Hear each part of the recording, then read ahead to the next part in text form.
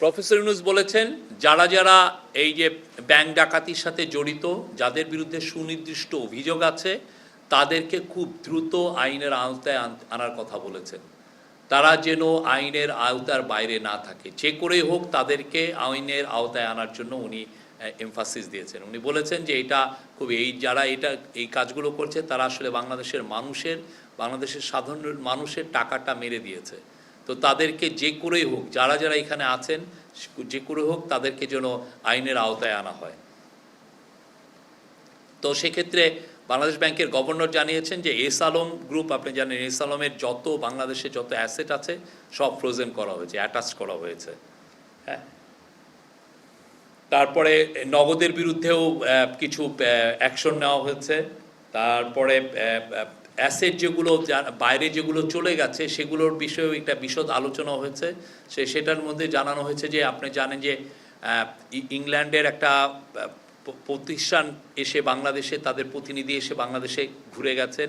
এখন সুইজারল্যান্ডের একটা টিম আসছেন বাংলাদেশে, এবং আমরা ইউএসের সাথে কথা বলছি, আমরা কানাডার সাথে কথা বলছি যে করে হোক বাংলাদেশের যে টাকাটা চলে গেছে, যেটা হোয়াইট পেপারে এসছে যে $234 বিলিয়ন, সেটা কিভাবে বাংলাদেশে ফেরানো যায়।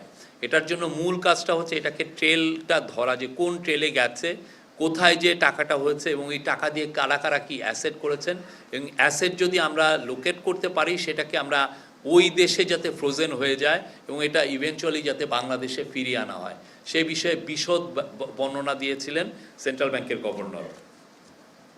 উনি বলেছেন যে আমরা 12টি যারা অলিগার্ক বা বড় যারা এই ব্যাংকিং সিস্টেমের থেকে লুটপাটের সাথে যারা জড়িত বা বিদেশে টাকা নিয়ে গেছেন, এদেরকে আইডেন্টিফাই করা হয়েছে, এবং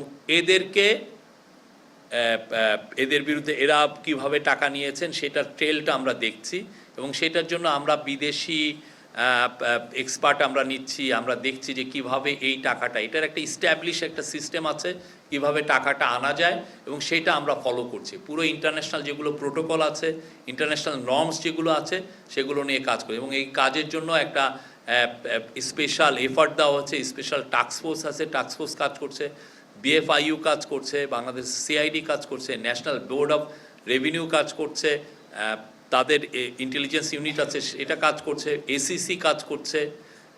সবাই একসাথে এফার্ট দিচ্ছেন এই টাকাটা, এটা একটা আমাদের খুব টপ প্রায়োরিটি।